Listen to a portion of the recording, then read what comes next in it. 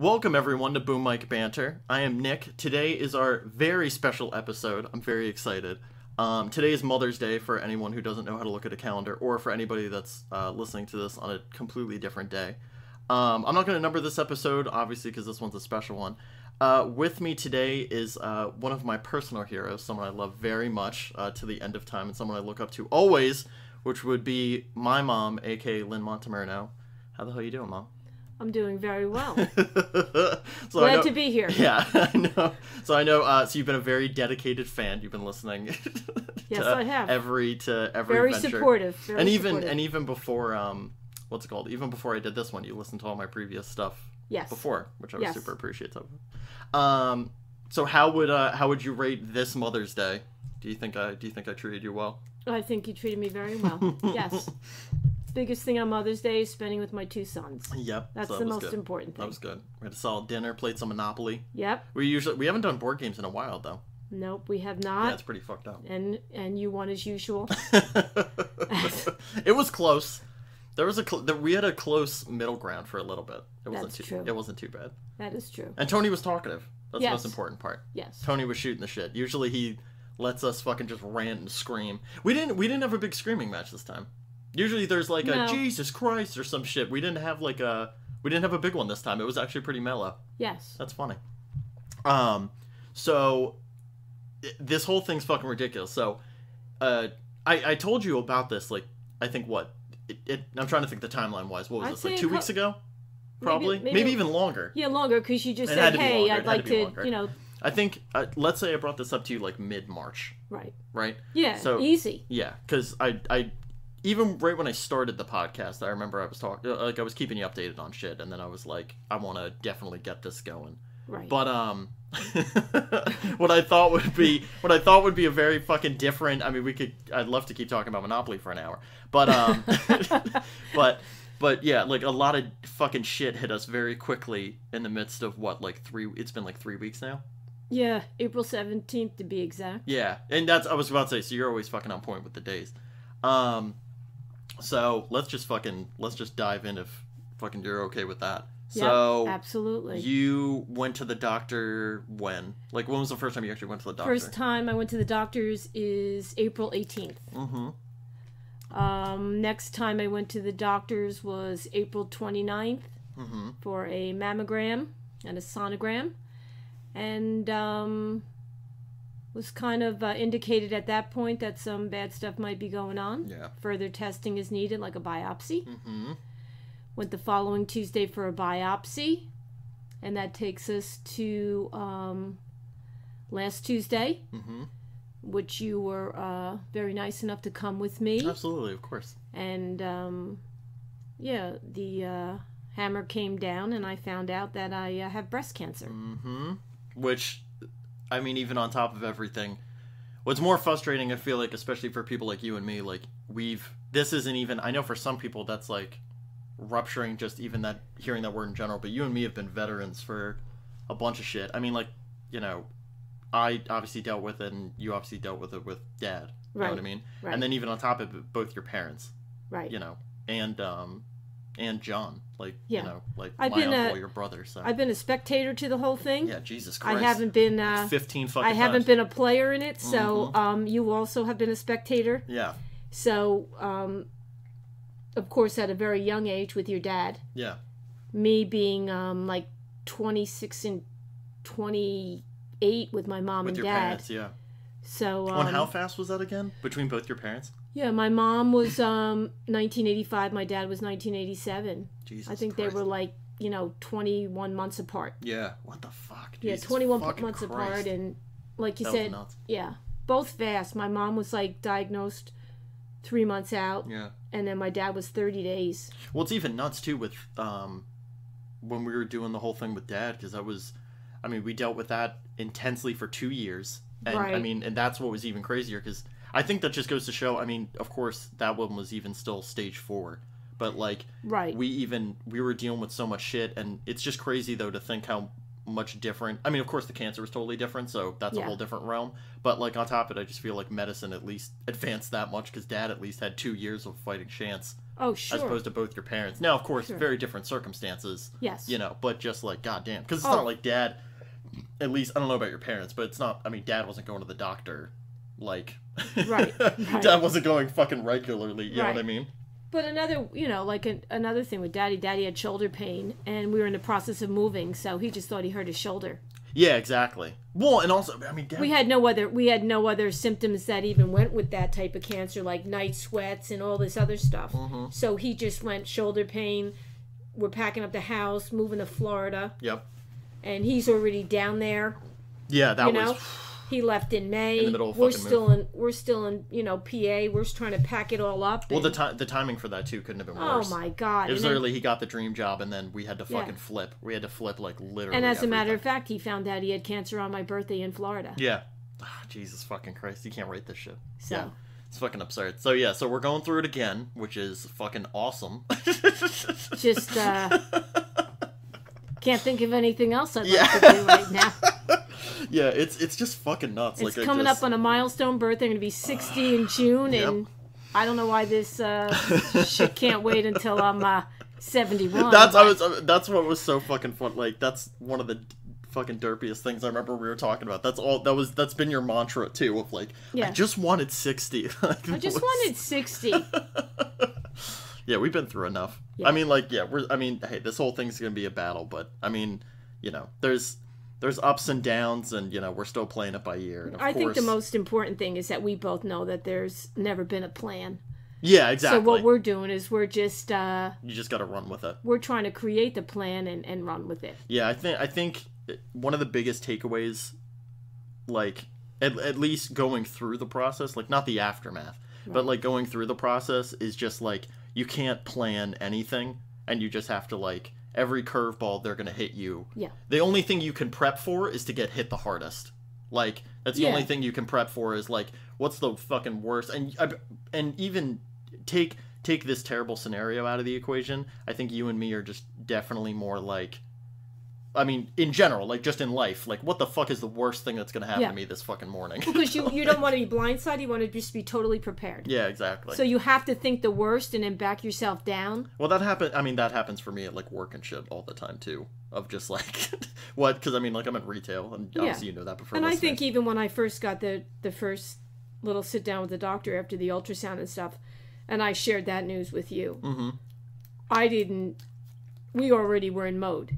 Oh, like we didn't even have a biopsy. We didn't have anything to confirm it, but we were already in the mode. Oh yeah. So we were already in warrior mode. Well, that's what I mean. That phone call was by far the most pivotal. Yes. Was the very first one, because I mean, and you know, you've obviously kept me updated on everything, and I've been in touch, and I'm still hanging out and seeing you guys like twice a week and you're stuff. You're my wingman in this whole operation. Yeah, exactly. And just like last time, just like with Dad and stuff. So it's definitely in a whole different. Yeah, you have been consistent from the age of 12 to 26. Yeah, and what's nice is at least this time when we were dealing with then. I mean, Tony was like so young. Oh my God! And at least now he's, you know, I mean, he's still a kid for fuck's sake, but at least he's up there, you know. At least, like, perfect example, he's home alone right now, and he's perfectly able. And we also had to share that with him on Tuesday, and that was the roughest part. That has so far been by far the roughest part, because like I feel like you and me can deal with the dark shit, but like. I think it's the first time having to expose him to anything. He's only heard stories of, you know, the stuff you and me went through with Dad, because he was so young, so we didn't know. Right. So this is definitely first time experiencing it. And it's just a fucking shame. Like, like we had to go through it. Like we went through it, and you especially, like you went through it fucking 2 more major times than I did. Yeah. And just even like, god damn, like I was really fucking hoping he was gonna turn out. He was just gonna never. He was gonna be so sheltered. He was gonna escape all this madness. He was gonna be so. I was praying to God. He was gonna be 35 and just be sheltered, living on an island, just sheltered as fuck.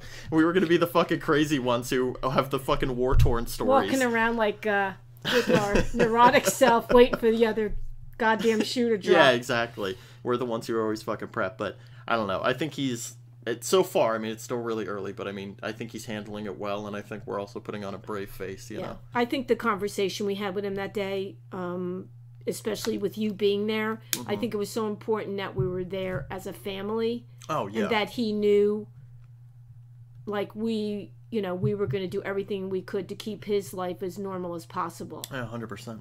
Yeah, exactly. And unfortunately, like when you went through it, you didn't have that older sibling to shield you from some of it. You were the older sibling, so therefore,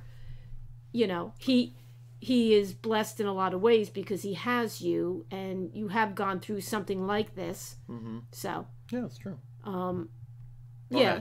I mean, as a counterpoint too, he has a very on point mom who will talk to him whether he wants to or not. Yeah. So that's what's good. I think for him, where he's not always the most, at least verbally open. Right. But I mean, he'll always. I mean, the nice part is, especially too, like, I don't know, because I mean, there's so many fucking kids when you hit their teenage years that just like don't give a fuck and they're just doing their own thing. But yeah, I mean, at least our personal family dynamic, I've never complained about. Like even Tony going through the adolescent years, he's always still come down and fucking hung out and shit. Yep. Like it's never a fucking ball and chain situation. It's not like we gotta fucking drag him to go do something. Or, he's always like semi-eager, which is good. I just think it's important too as we go.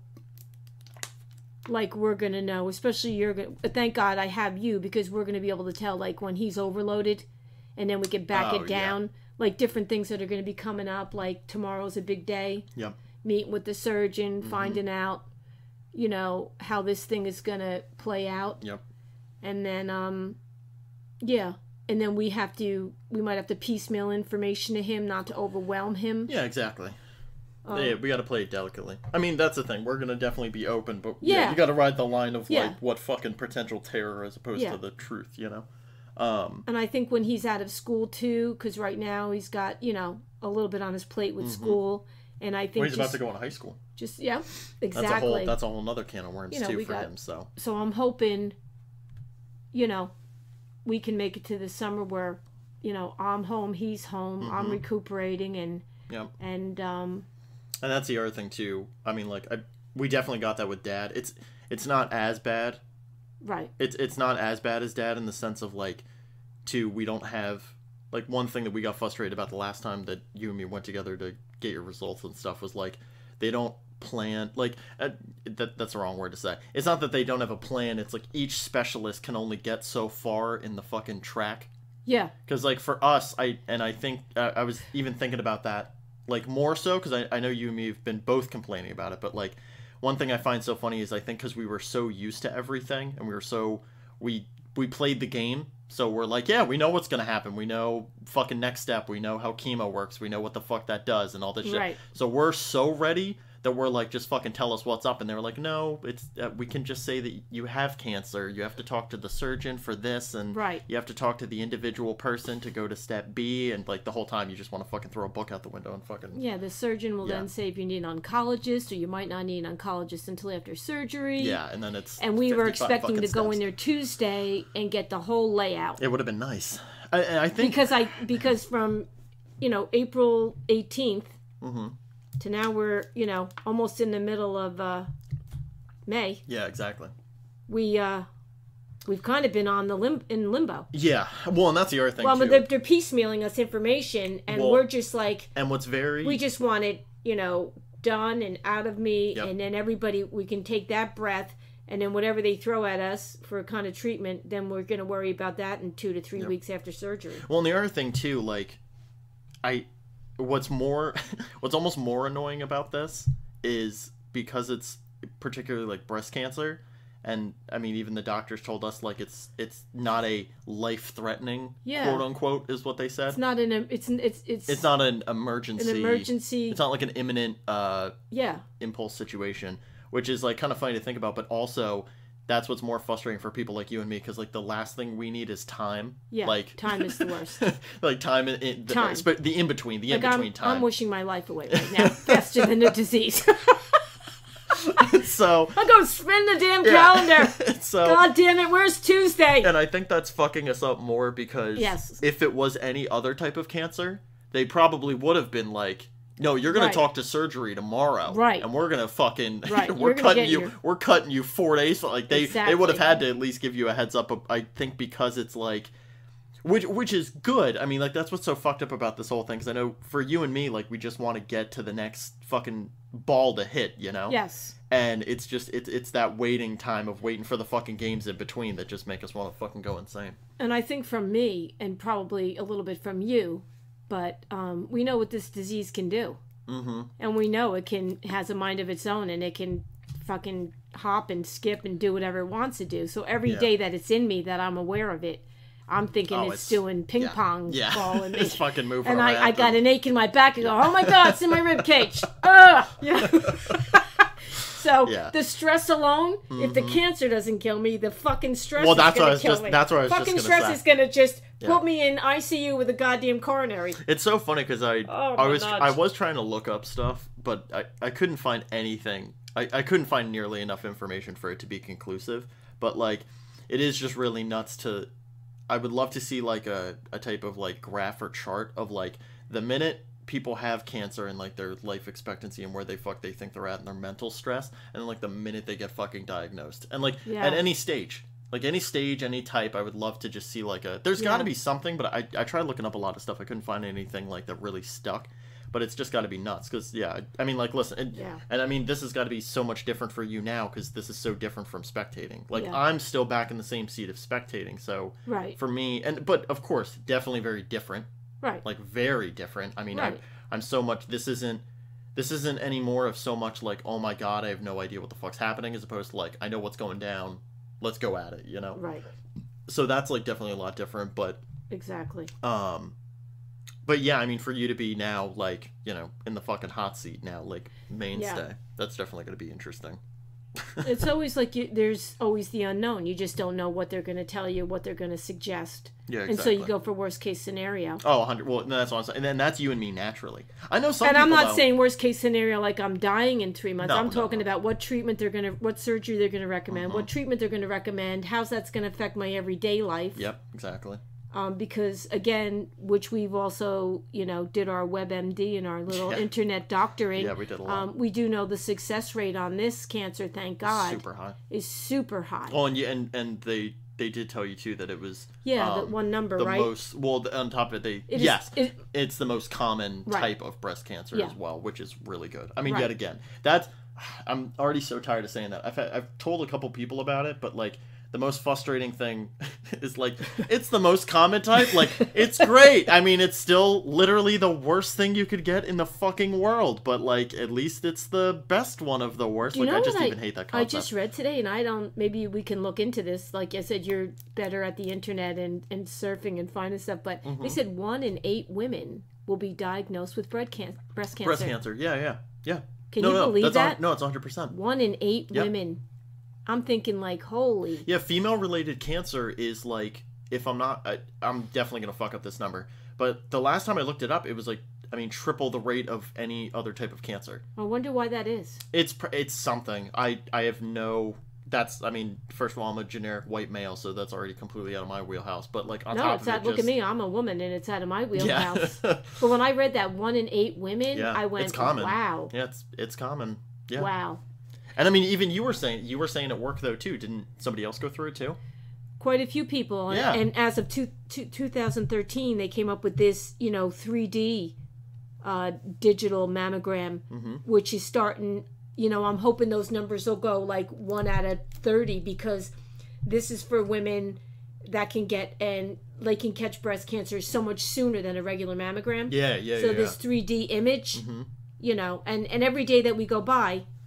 They're coming up with better, you know, for all types of cancer, better testing, better, you know, machines to detect and so. No, it's good. I mean, well, and that's what's like. Thank God, fucking modern medicine's fucking moving up the chain. It's just still. Yeah. I'm just always gonna be that person. I'm never gonna be the fucking conspiracy dude of like the government's fucking hiding shit, but it is just fucking infuriating. That especially like, for example, you and me dealt with this 12 years ago. Am I getting the number right? Yeah, 12 years. 12 years. Yes. So we dealt with this 12 years ago, and modern medicine is literally just keeps re-innovating and shit, but it's like, Jesus, like, what year are we going to hit? Or even one. Just give us one type of cancer can be eliminated. Right.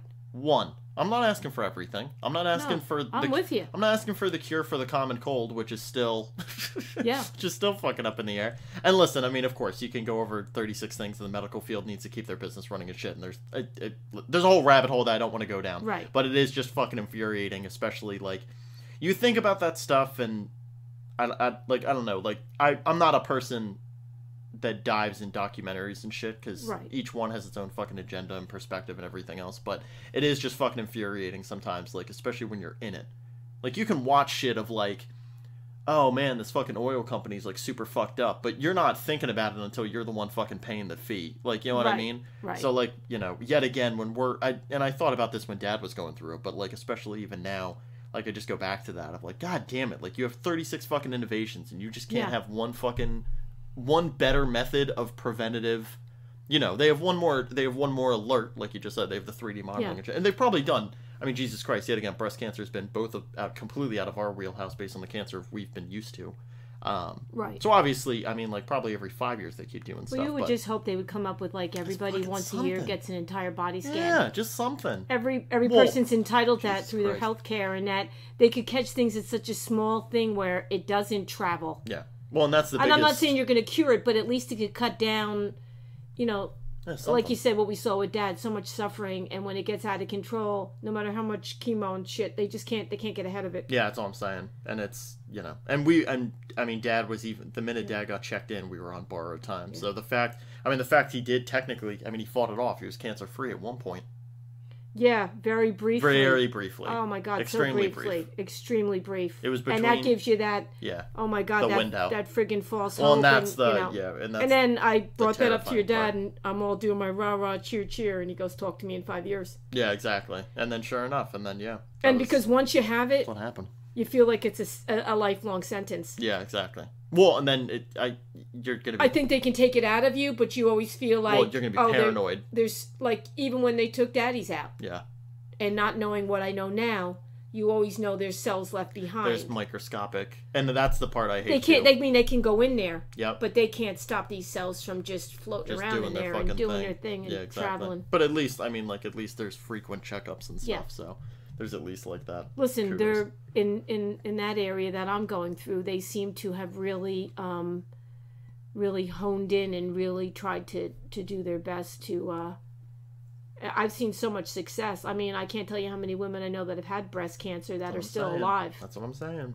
The life expectancy is always a very high percent. Right. It's an extremely high percent, which is, you know, out of everything, that's one thing we got to be super thankful for. Because, fucking, I'll tell you one thing. I mean, like, already from just getting diagnosed, this is already 80 times better than the fucking shit we had to deal with lymphoma, like with Dad. Like, well, I think the funny thing is, and this is really probably going to sound crazy to people, but the funny thing is that I would have preferred freaking diabetes at this point. This fucking cancer. Like, can I spin the wheel? Spin the wheel, Alex. I want fucking diabetes. Like, Jesus Christ. My mother, my father, my brother. Yeah, exactly. God damn it. It's the last word. Do you understand what I'm saying? I feel it's the last word you want to hear. You know, arthritis. You got arthritis in your ass or something. God, yeah. All right, thank you. I'd be doing a hop and a skip and a jump. That's what my life has turned out to. I know exactly. And which might make a lot of sense to people, but my God in heaven, I'll take. Yeah. Why can't we, branch out a little bit? Well, it's funny too, like kind of flipping off the disease as much. Like, right. One thing, I haven't dealt with it really that much. Like, I'm definitely going to start telling a lot more of my friends lately. For me, it's just been poor timing. What has been your experience? What are people's? I'm so curious. I'm curious on your age, so I can share mine. But what are your? I was gonna say, I definitely want to know yours. Oh yeah. It's so funny because your crowd is young. Exactly. Well, so the big thing is I don't know, so I don't want to go into a whole thing, but I want to give some preface to listeners. So when I was dealing with this with Dad from 12 to 14, right, that elevated my maturity, and the two biggest things were obviously Dad was fucking cancer ridden, and then on top of it, Tony was 2 years old, right? Yeah, we're 12 years apart, so 2. Yeah, barely 2. Yeah, he was 2. He was turning 2. He turned 2 after Daddy died. In between from 2 to 4. From 2 to 4, he was He was Right. there. So I was like, you and me were splitting that whole setup of taking care of Tony, Oh like my 50-50. We were just going back and forth. So on top of doing that and homeschooling and everything else, I was like, I just matured so much more, and not, like, I didn't have a choice, and I'm not making that sound like, oh, boo-hoo. Like, no, I wanted to step up. Like, that was, I mean, Yeah. you knew that. That was never a situation I complained about, and I'm happy that I was smart enough to get it. Yeah. Because some kids are fucking idiots. Well, I mean, some adults are idiots too. Just a Some little people don't get it. footnote, and the footnote, which I think is important to people, because people would say, well, like, oh, why weren't you going to school? Why were you homeschooled? And the reason why you were, yeah, that's true. you were homeschooled, which I think is important, is that there was such a time period every month, because Daddy was getting 5 days of chemo. Oh, yeah, That he yeah. had that 7-8 day window where his counts were so low Yeah. that they highly recommended that if you did go to school at that time, Oh, I'd have to wear like a fucking gas well, you would mask just have and to. fucking... You'd never be able to go near your dad yeah, at all. because God forbid. And because we were in such a situation, It was our where situation. every day That was a different big thing. situation, and like I could go run and pick up medication, you could take care of Tony, Yep. or if your dad needed something, Yeah. I mean, we chose to do homeschooling because of every day was a different set of circumstances, and some days we could have been up all night. We had a baby that was teething. Well, that's what I'm saying. I It mean, was, yeah, we had you trying to homeschool. Yeah, that's I what mean, I'm saying. It was nuts. And like and that's you what I said- was thankful for. Like, I was thankful that I could be around 24/7. Yeah. Because that's what I needed to be there. And I knew that. That was Yeah. one thing that was at least one aspect you and me didn't have to even really have a conversation. It was just like, yep, we're going to do this. Cool. Let's do Yeah. it. Let's get the shit in place and let's go. So, so to go back, because sorry, I know that go was a ahead. bit of a tangent. So that definitely put me in a totally different spot. So, like, even when we moved back to Pennsylvania and shit, and Right. I was hanging out with my friends again. Already, it definitely felt like I was in a whole different hemisphere. Like, I was back, but it's like I fucking, like, I mean, this is not the same, but it just felt like I went to war. I went through a total experience that nobody else could really relate to.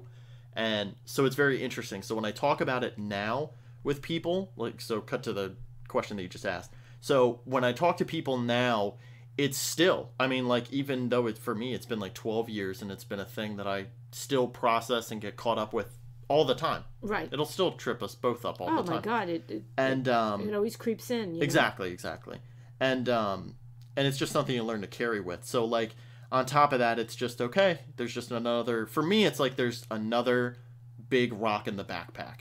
Exactly. That's the way that, for that information, like, obviously, No, the that's whole a good thing way to isn't put that. It's not a burden, but it's what I mean by We that have is our it's everyday just- backpack, Yeah. and now we've just added another. Exactly. And when we've let go of shit along the way, it's not like we're carrying this shit for absolutely. decades. But so I look at it that way. So it's very funny because when I've presented this to people, and like I said, I haven't talked to too many people, but it's just like I present this, I have the facts Right. for it, because obviously I did my research on top of yours. Yeah. And so, like, I'm very informative of, like, here's what's happening, here's what I'm going through, and that's just where it's at. And they're just like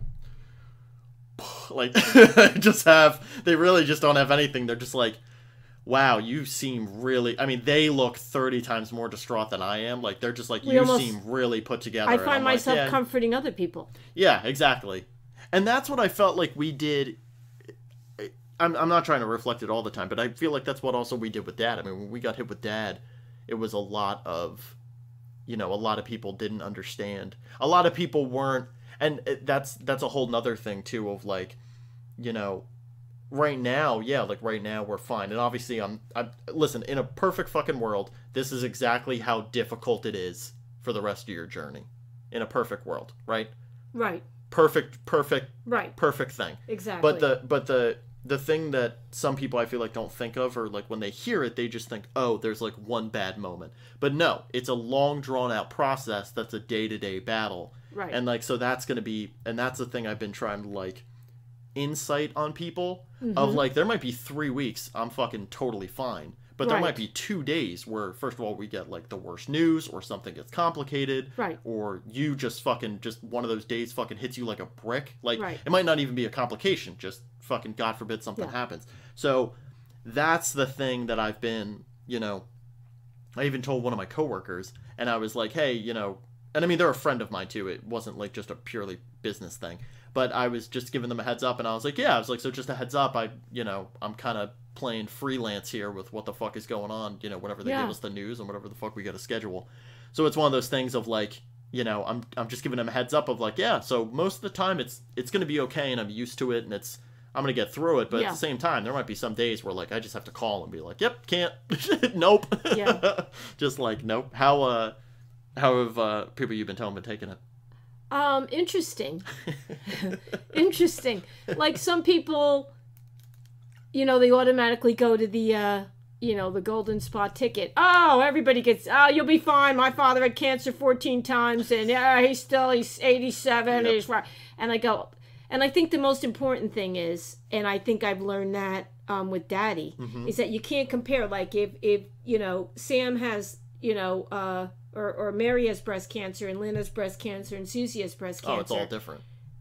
We might have the same, even the same, we might have the same type, type, diagnosis, same but everything. Our bodies, our genetic makeup is the disease is going to interact differently, and then it's a whole new ball game. Yeah, even under the same. And I've learned that with Daddy because people kept going, well, my neighbor had, and I go, yeah, I know your neighbor, but your neighbor isn't Mark, and Mark is different than your neighbor, and I'm glad that your neighbor's doing okay. Or I'm sorry your neighbor died. Yeah, exactly. But right now we're hanging on to the rope. Yeah, exactly. No, 100%. So I think the most thing I find, and even with if going back and just going forward here, is that sometimes people just don't know what to say. And 100%. And I'll be honest with you, I almost would like that than some of the stupid shit they say. Well, you and me have both take even how much serious, fucking shit has been happening. You and me are both. I mean, like, we catch up fucking once a week of just swapping back stories of just, I mean, not cancer related, like, literally just in general of, somebody said something super jerked off. Yeah. I mean, I'm in retail, and you're working with, a bunch of women. Yeah, exactly. Well, and on top of it, you have, like, kids as customers of stuff in the cafeteria, so, like, all it takes. I mean, I'm your son, for Christ's sake, so my mentality is the same in some instances where it's like, just all it takes is one comment. Just one stupid... And it could be the stupidest comment. Oh, it's always the dumbest. It's comment. It's never the one with real input. It's never anything monumental. Mm-hmm. And you go, why did I let that get the better of me? Mm-hmm. But and sometimes I will be sitting there, like I'll be sitting there ringing up kids at work, Yeah. And I'll be, all of a sudden I'll be like daydreaming out in outer space going like, I've got goddamn breast cancer, and I'm bringing up these goddamn kids. I should be on a fucking tropical fucking island with a goddamn beach umbrella. What the hell am I doing here? Well, I might only have like, I joke around. I go, I might only have like 3 goddamn months or something. Shit, I'm wasting a goddamn cafeteria. No, I get you. But no, I crack myself up. I think that's actually the biggest thing that people don't either. I don't even know if it's some people that don't understand it or don't necessarily want to like open even their brain to the thought of it, which is like, especially like when Dad passed away, like that was the biggest, and you dealt with it even beforehand, so this was definitely for me, right. But like that was the biggest, like that was the moment I was like, holy fuck, like this is mortality, and there it is finite, and there's like so much fucking time, and fucking anything can happen, and like you just got to do, I mean, what I took out of it was you just have to do fucking everything you want or can do in the fucking time that you have it, But then again, 12 years have gone by. Yeah. And we still sweat the small shit. Oh, yeah, that's because it's the game of life. Well, and that's what gets me mad sometimes because you, thank God, reel me in. Mm-hmm. Yeah. No, I come to you with my work stories or my life's troubles. Well, exactly. And then we sit at the table and you go, bam, well, that asshole doesn't mean anything, does he? Yeah. And I go, no. Now that you bring it to my attention, and then it puts it all in perspective. But your mind is so quick, and I'm on delay. So I fester the information. Wait till I see you next, and I go, hey, this is what happened to me. Mm-hmm. What should I have done? Yeah, we have a trade-off with that. I mean, we're a support system. You got a 59-year-old woman going to the 26-year-old for life's advice when I should have this shit down pat, and I don't know what the fuck I'm doing. Hey, listen, I don't have it fucking figured out either. It's just sometimes let me tell you something. You got a hell of a lot more figured out than I'll ever figured out. Well, thank you. I feel like I'm just quicker on the trigger. And people think sometimes I lean on... And hey, by the way, I learned that from you. Well, people think I lean on you too much. You shouldn't lean on him. Yeah. You know, and then these women go, oh, I'll go with you. No, you don't understand something. I couldn't even stand you in the fucking waiting room with me. I got people telling me, how do you know you're going to get a good surgeon? Maybe you'll die on a table. You know, I can tell you where you can get a good wig. And the worst I'm not part at the wig point yet, but thanks for taking me surgery, chemo, and I'm checking out in 2 months. One of my favorite things too, and we've talked about this before. Like, my favorite thing is like, they think that that's the best thing that you need to hear. Yes. Like, they go, Lynn needs to hear this. Because I don't think Lynn is thinking this out. I think she's in La La Land. She's got breast cancer, like, and she thinks she's got the common fucking cold. Like, you haven't went through the whole gamut. You kidding me? As soon as me and you were on it before we even got the biopsy back. Yeah, you and me were so prepped, and I think that's that's what's nice out of like, and even for future like people that I'm gonna give a heads up for. I think that's what'll be more refreshing, just like you said, of like when some people go like, "You're way more prepped." Yeah. Like, I'm sorry, and I don't even know what to say because you have so many ducks in a row. And then I take that more as a compliment, because then at least that their reaction is they're so locked in and ready, and there's nothing I can say to them that they're not already prepped for, as opposed to the jerk offs that go, hey, I bet you didn't think of this. Like, you're some fucking stoonodd, like you didn't fucking have it together. I think the thing that pisses me off the most is that they, like, this happened to me. Now this is going to start happening to you, unfortunately.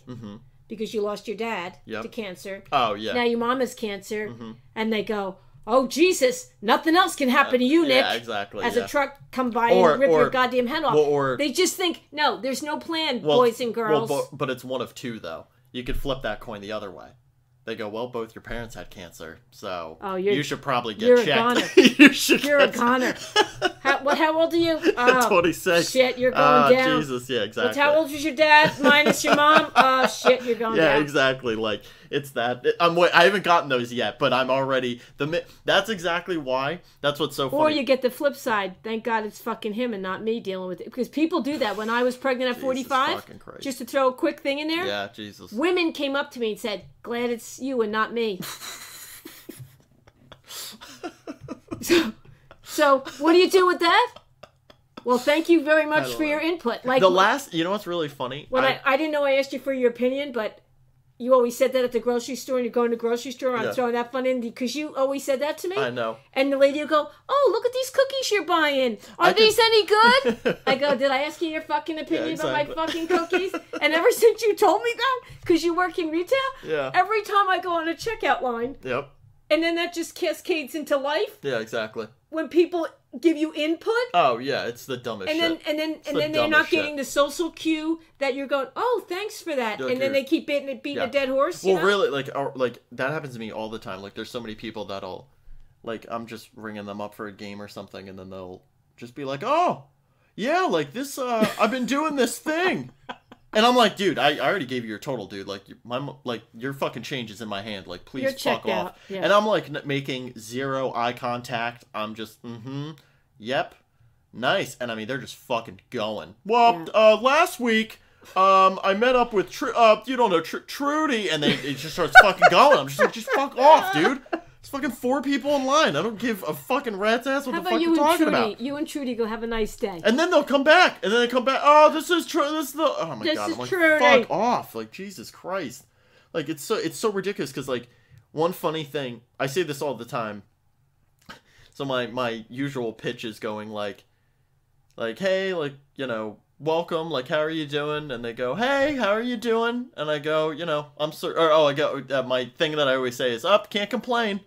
And I mean, that's a double-edged thing. I always say, can't complain, nobody listens. Well, I always throw that as that's my age dating me. I do. Well, I do double-edged sword of, like, I just say that generally of, like, because people will just take it as, like, nope, I don't have any complaints, or, nope, I'm getting paid to not complain right now, so, like, can't complain if I wanted to. Like, fucking kill me, please, but shoot me in the fucking face, but I'm fucking here with a name badge on. Pretend like I give a fuck about greeting your stupid ass. Like, yeah, that fucking hits me all the goddamn time. I wish in a perfect world you didn't have to share information, but when you're at a job and you have to take off and you have to train people to do your position while you're running for these tests and stuff. Yeah. So you don't want, the kind of person I am is I'm just putting it out there. Like, I didn't want to share with some of these. I didn't want to share across the board. Of course. But we want some sense of privacy, but at the same time, work in particular is I want tricky. the women around me to know, hey, I'm not, goofing off or, or let them come up with another thing. Yeah, that's wrong with me. You're not going to fucking Tahiti or some shit. Exactly. You're not going to enjoy the time off. Right. Right. The time you're taking off, you're definitely not going to be, no. Fucking sipping on bonbons and fucking shit. Like, I think the thing that you've taught me too is that as I progress through this, my circle, will remain very, very small. And people mean well. Like, people come up and they go, of course. I can vacuum, I can bake, I can cook, I can clean. I go, okay, and that's thoughtful. No, and I thank them very much because the people that say that to me are usually the people not even like in my workplace. They're like maybe a boss, even an extra, out of the building. Yeah. Like, a woman came up to me the other day and she says, "Listen, I have no trouble vacuuming your house or baking. I love to bake and whatever. Nice. I'm going to give you my phone number, and then you're going to call me." Like, in other words, and that's all you need. This is what I appreciate. Yeah. If I've learned anything through this whole progression, and especially going back over the years. Yeah. Even let's take it a step further. Even on the job, you're in a workplace, and I know you're in a workplace usually with another person. Yeah. Well, I'm in a workplace with 13 other people. Sometimes, depending on the way my fucking hours go. Usually, right, you might be by yourself. Usually, my thumb on my ass. I think the most important thing you can take from anything is ask people if they need help. Yeah. Or ask somebody a question. Don't assume. Don't assume, and don't. And just offer. The whole thing is just the open offer. Perfect example. Because whether they take it or not, at least you offer. Perfect example. I was going for this biopsy. Mm-hmm. I went to the consultation. You were able to drive yourself and drive yourself home. Yep. That's all I needed to hear. Yep, there you go. If they didn't think I'd be able to drive myself home, they say, "Hey, someone must come with you." They said, "Nope. 20 minutes, have a nice day. Yep. You're going to be fine." Yeah. That's all I'm saying. People were coming up to me saying, "You cannot go by yourself." The doctor said I could go by myself. So I think you're okay. See, and on top, and even a preface, every step you've been telling me too. So obviously that was something where we talked, and even you were like, "Yeah, no, I can do that one by myself." But then even immediately we're like, "But the results, we'll both be there for." Which was good because we were really concerned about you, like an extra pair of ears and a lot of stuff. We thought much more stuff was going to be thrown at us. Exactly. So we were on two ends. We were prepped for a lot of hypothetical questions. Yes, we were. I mean, and that's always good too. I mean, that's why I'm glad that we can be a team through this whole thing, especially because that's even as a spectator, there's a lot of questions that I might and of course, I mean, you're going through it, so obviously you're gonna have a whole different wheelhouse of direct setup stuff. But even as like someone who's used to spectating it, at least I can throw in some things of something that I've been more used to and can hit that. Right. But you've had both sides too. You usually have a pretty good wheelhouse of prep, but going back to people offering and stuff, that's for me the best case scenario. Like if someone has an open offer of just whatever you need, just hit me up or just let me know. Because that's what a lot of my friends have already done, and I still have a lot more to inform. But you just want to kind of be social, you just want to be able to read that person's body language and kind of know with social cues kind of when to back off, and I think the most important thing is I mean, still working. Work helps keep my mind busy. Oh, definitely. I'm having a really tough time on the weekends. This weekend was terrible. I became mentally paralyzed. Well, yeah, you were saying and I was that. trying to talk myself off the ledge, and I wasn't spazzing out. And I'm still cleaning the house, and I'm still going grocery shopping, but I felt like I couldn't take a full breath. One thing that I've noticed, and this is it's very frustrating, is I do that to myself, though, just so you know. Well, no. I'm totally guilty. Well, here's what I don't know where the hell it comes from. I was just gonna say. So I do the same thing. I spin the wheelhouse too much, in my own brain. But here's what's really funny. I'll even know, before I'm even done thinking it, I'm like, okay, you're just gyrating the shit in your brain. Just literally, just relax. But for some reason, all I have to do, even though I know what to do, I just say it out loud to somebody.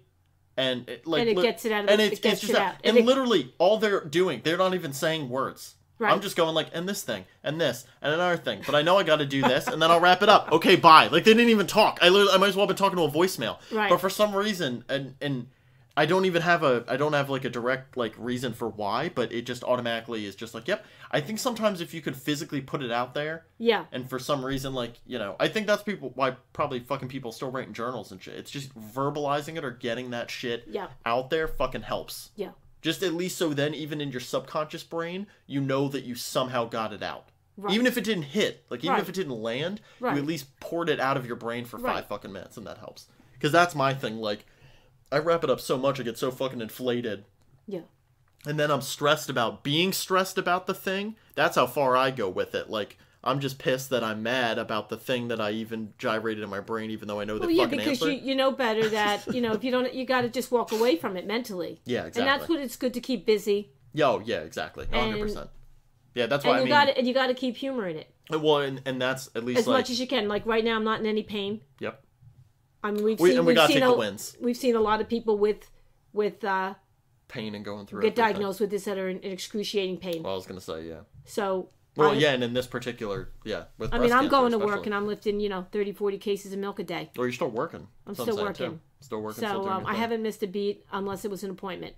Yeah, exactly. And even still, you've been working on your appointment days. Yes, I did. I go in and then I clock out and I run home and change my clothes and run. Picking up Tony and fucking shit? Picking up Tony, Jesus running. Christ. Probably going to get a speeding ticket. So put that in you're my gonna file. You're going to get a speeding ticket regardless. Listen. But now you have the cancer card. Oh. Now you go, sorry, I was driving to my cancer appointment. I have breast cancer. I lost my mind for a minute. What was I doing? 90 and a 25? The doctors are saying... I don't know. I thought I was in a hurry. The doctors are saying it affects my brain and my foot and my gas foot.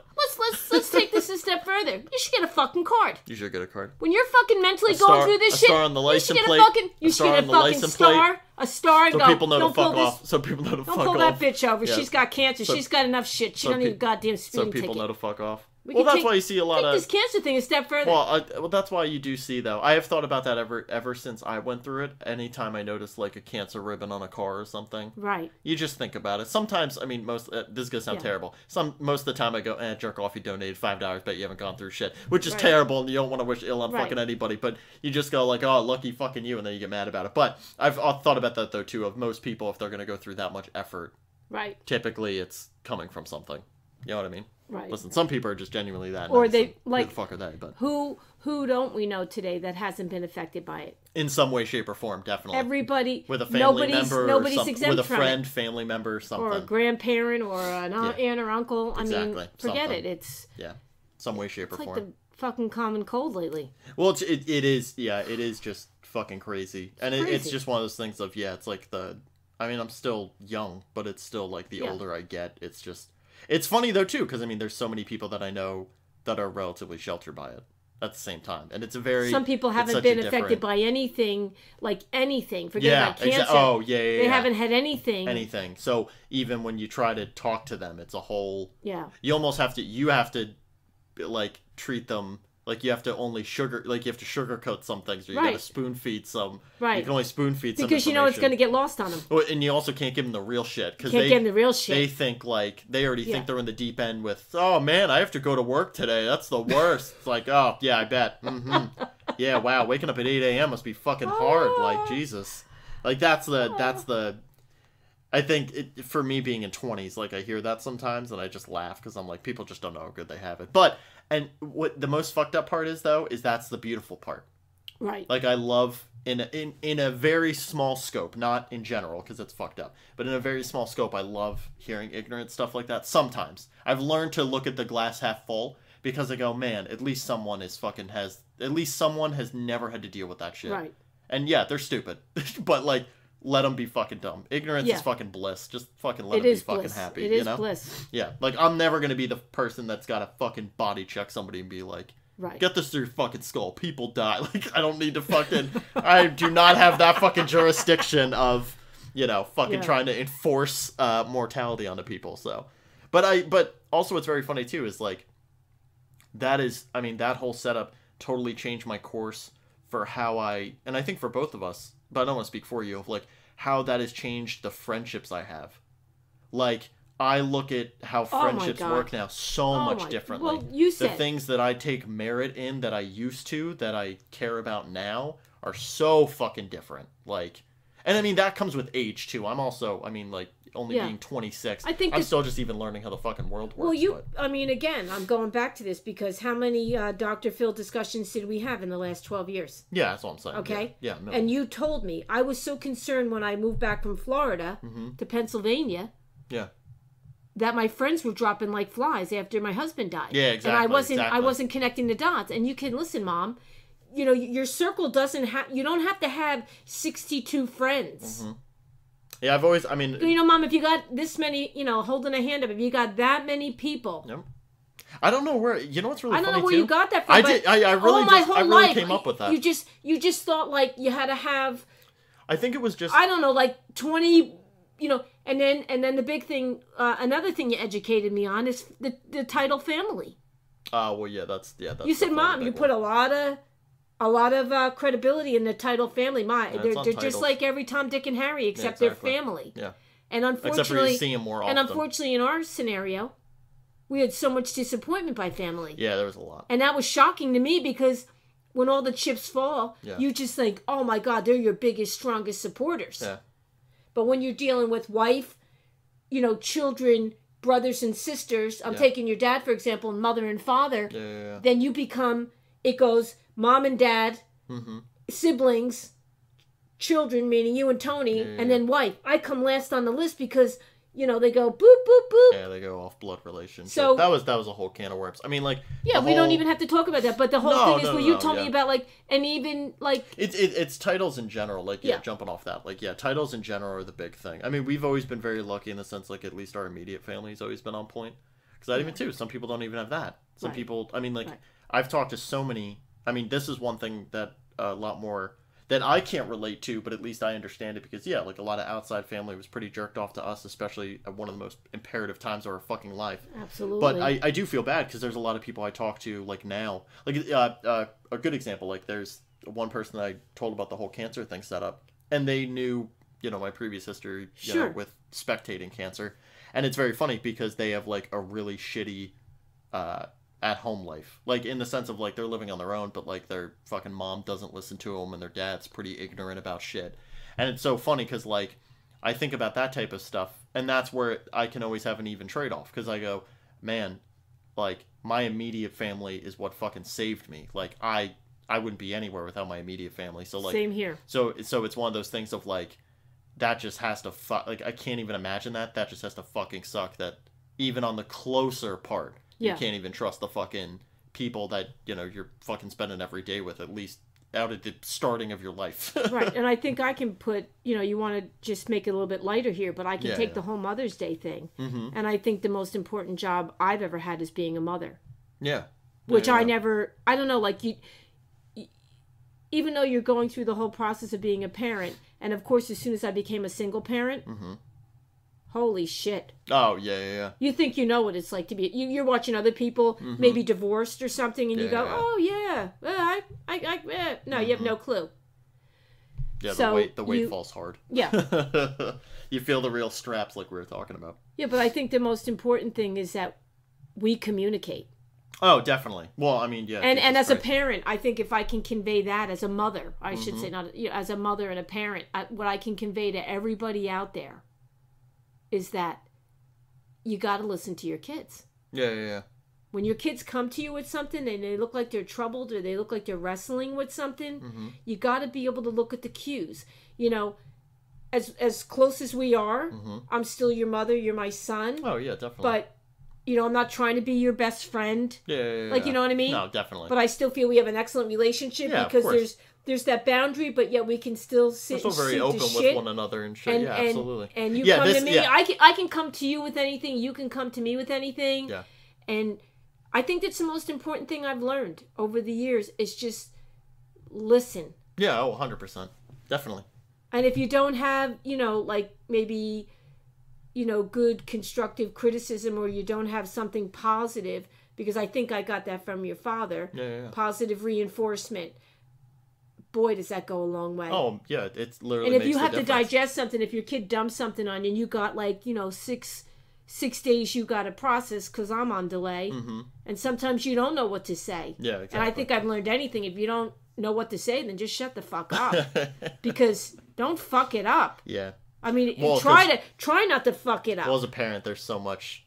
But the words that you say have so much more of an impact. I just think it's important that we bring kids into the world, and then all of a sudden they lose all their rights. Yeah. Where they weren't asked to be brought into the world, now they're in the world, and like we're their guidance and support. Yeah. And I think some people get carried away with that, and I don't think people put themselves in their shoes and go, "Hey, remember when I was 13 or 17 and didn't know what the going fuck through was going some on. awkward shit." Yeah, exactly. I think you just got it. Like even on take it to a job. Yeah. Whenever I'm training somebody, I try as hard as I can to put my mindset into the first day I started and how overwhelming that was. Exactly. And you want to give them all the knowledge you have. Yep. And try to lessen their burden. Oh, totally. I do. Like the short changes you can make and go, well, shit, I don't want them to have to go through that because we can do this now. Yeah, definitely. Well, or you can the thing. I mean, I'm in management, so yeah. Like when my God. when I'm training people, the first thing I try to do is try to make it as casual and relaxed as humanly possible. Exactly. Because it's so stressful. Exactly. Like, it's so overwhelming to your brain. Just them getting. I mean, like just anybody right now in 2019. I feel like just awkward stress shit is so much more apparent. Yeah. I don't know why, because like something that's so funny. I mean, like I don't want to super like jump because we're almost actually at an hour, surprisingly, but. One thing that I just find funny, and not to like super go in, but just like to reflect the times, like when I was a kid, and your generation, I knew, like definitely knew this, because like technology wasn't nearly as like apparent. But something that's just so funny that doesn't happen anymore is like people, if they wanted to see you, they would just swing by. Right. They wouldn't call, like they would just swing, and that was okay. Right. That wasn't jerked off, and we'd be if they came to our house, we'd be excited.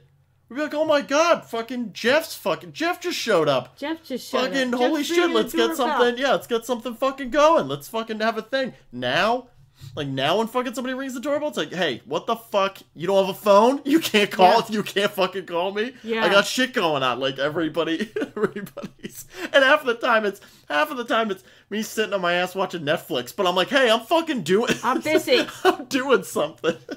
Well, look at you. I mean, you're young, but I always get the doorbell when the house looks like shit. It's like there's a sign on your door that said, house looks like shit. Knock on the goddamn door. Yep, now's the fucking time. That pisses me off. They never get me on a clean fucking day. Yeah. They ring that goddamn doorbell and the house looks like shit. It's just so funny. What the hell is that? Because I just thought about that. I've been thinking about that of just like, it's just so funny how the times are different like that. And how we've... Well, do you think... How we've totally, like, changed perspectives on that now. Well, I find within such a short amount of time, within my generation, I've literally witnessed that entire difference just between my generation, at least. Well, I think I'm really guilty of... I don't like to be blindsided. Oh, and exactly. I'm the exact same way. That's a mini blindside for me. Like, call me up. Hey, you busy? Well, back in the day... Don't just ring the doorbell. I know. Well, what's so funny is... And this is the way society's set up now. Like, back in the day, like... If someone rang your doorbell, they were just trying to hang out. Now, if somebody rings my doorbell and doesn't give me a heads up, I'm like, who is dead? Like, how much money do you need? Like, what the fuck happened? What happened? Something happened. Exactly. I do not want to be an accomplice. Let me know what happened before I let you into this. Before I let you into my home. Is there blood on your shoes? Get the hell out. I'm not letting you in here. Is there a body in the trunk? Like, what the fuck is going on? It's definitely, it's just funny like that. But I also find myself, like you said, like, people are reaching out and stuff, and I'm going to have to put it out there quite clearly. I'm going to have boundaries.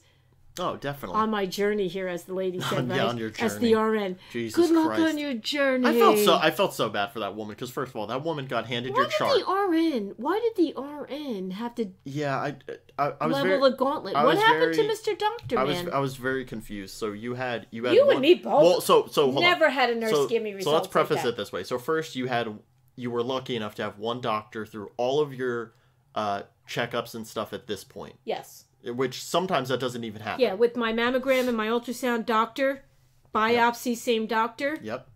Because it's not always the same. So. And then when I went back for results, then we were, introduced to this RN. Yep. Who was very good at her job. She was very good, but it was just such. But then she just didn't know. She dangled the carrot at the end. Well, we could bring the doctor in, and you and me kind of like. We're just like, well, at first you said no. I think we got everything because we weren't getting what we needed. Well, I was like, we wanted the whole enchilada. Well, for her. They might as well have just said. We might as well have just went in. And they might as well have held a card up that said surgeon. Yeah, exactly. Yeah. Do you know what I'm saying? Yeah, exactly. Surgeon. Yeah. With an arrow. With a fucking arrow. The minute we start asking questions, they start asking questions. Nope, surgeon. No. Not my jurisdiction, bitch. Like, not my fucking. That's not my department. You're gonna have to speak to another man. You know what? That's what pisses me off. Because I'm in retail, and then I would look at you and go, I'm in retail. Fuck, this searching again. You know what pissed me off? I think this is definitely what it is. Because I'm so used to retail. She might as well have said, "Well, you're gonna have to speak to our super." She might as well have been saying that. Like, hey, so what's our next? We're gonna have to speak to, and it's not her fault. No, it wasn't. The way the medical field is set up. I mean, first of all, this is a whole different wheelhouse. And yet for again, me. and to even start that. When we had that meeting, I just felt bad for her because she didn't know you. She literally didn't know who you were. She never met you before. She also called me Chris. Yeah, she had a lot. Listen, she had a lot of goof ups, but I felt bad. She probably had a lot of bad news to deliver that day. I was gonna say, keep in mind, how fucked up is that? You want that job? Hey, by the way, Chris. Here's 4 reports. Here's 4 reports of people that either have or don't have cancer. Right. You're giving them the news. Peace out. Like, who the fuck has that shit job? And I think the most important thing is we got a copy of that report.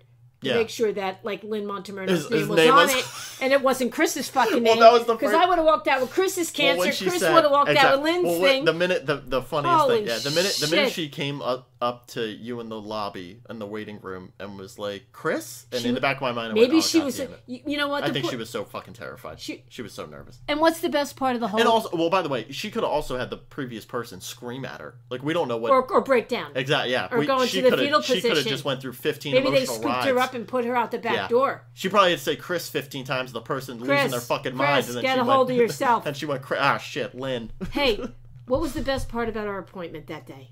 The humorous part of our appointment. I still laugh about it now. The humorous part of our appointment. There was something. Well, hold on. There was one part that I thought was the funniest. Not the actual conversation. What was going on around us? Oh fuck! I don't. Oh well. The fucking fire alarm. Oh god! I forgot about the fucking fire alarm. I totally forgot. Closes the door. I totally forgot about and the fire then not alarm. only does she drop the bomb on me, I've got cancer. Then she closes the door while people are running out of the building. And she closes. She goes, "Oh, she can burn. She's got cancer." Yeah. Close, and she didn't even like. Well, come on, let's go. I love she was trying to be professional about it. She was like, there might be something going on. I'm like, do you maybe want to take, like, both of us were like, do you maybe want to take a minute and, like, double check with the They're fuck's running going? down the hall here. They're 5 people. And you close the door like, well. It's the only time. It's the only time I'm gonna fuck with the table. But like proactively, we heard. we were like semi-fast paced. And then when she closed the door, I know she. And there's alarms with fucking lights going off. Yeah, that was Jesus. I'm sorry, Christ. And the fact that she closed the door and we could have been on fire. Well, it was. I was gonna burn. I was gonna get diagnosed with cancer and get burned the same day. Because that's what I was gonna say. That's what it was. Because you said like an offhand comment on the elevator the way down. Yeah, you and me were like, this is how it is. This is how the fucking. This is our life. Really? Yeah. This is our life. This is our life. Is the clown gonna come in next and honk the horn? What else is going on? No, it was the other 2 things that I just thought were funny. I think that was our stress. You know what? That happened for a reason. I think. I always think like weird. Nobody out there in the universe did it. What I think is, I think that's a prime example of you and me taking any situation that someone could get pissed off about or sad about or something. Right. And we just find humor in it. We had to find humor. That was hysterical. Humor is our best coping mechanism for anything, not just cancer related or anything, but just in general. I mean, like, both of us fucking crack each other up all the time with daily shit. Oh my God. Daily shit, like nothing important. Just the stupid shit that we were talking about before. It's the fucking finding the humor in it and finding out how fucking dumb it is and making fun of it. That's for me is the easiest way to be able to go through the whole fucking thing. You got to be able to laugh about it, because if you can't, God help you if you fucking just, Yeah. I can't. I know some people that need to work out through it and shit, and that's too much work. Just a little quick point. How much laughing did we do when Manny was in Florida and you 2 were on the couch making up songs and shit? Oh, that's what I'm saying. Yeah, exactly. At the most critical time in our life. We did improv for 2 years. No, we did improv for 2 years. You were doing improv. And making up songs that you were still singing, 14 years later. On the fucking drive there and shit, yeah. Yeah, that's what I'm saying. Yeah, we really did. We really made up a whole. But when it gets to be that bit of material, I guess that's serious. there's only two avenues to go. Yeah. You know, you could just completely you shut can either down. buckle. Yeah, you can either buckle. And I'm not saying or we're going around giggling every 5 minutes. No, of course not.